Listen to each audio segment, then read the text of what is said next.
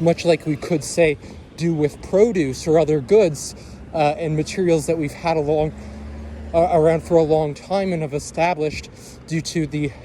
finite nature of those resources, and also higher reliability of getting the same exact product the same way at a specific cost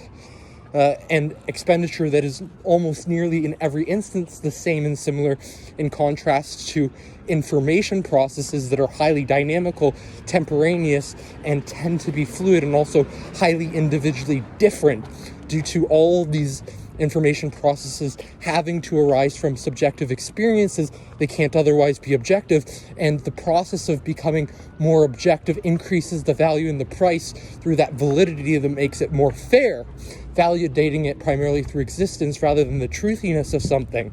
And it's through this existence that we get more meaningful appreciations of value and interest that increases it tremendously the more objectively true and accurate the information is, rather than subjectively based, because the practicality and the use value that we get from, say, information goods is at a higher worth and is hard to even evaluate at all the actual genuine benefits and goods that arise from that, because that information, once it's made available to the mind and process there, is potentially there forever, or opens up an individual's mind to a greater propensity of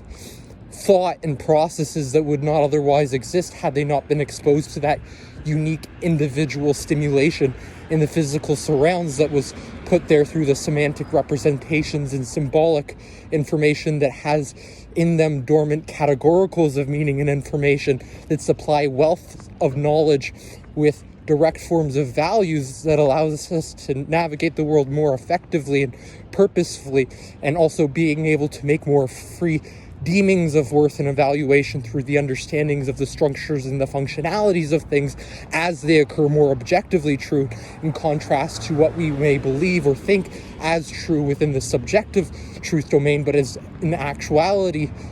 less objectively true and more subjectively true to you rather than to the environmental surrounds and even other minds who could, say, clearly parse that out and recognize that what you're doing is you're operating in a domain of psychological truth and misattributing elements of the subjective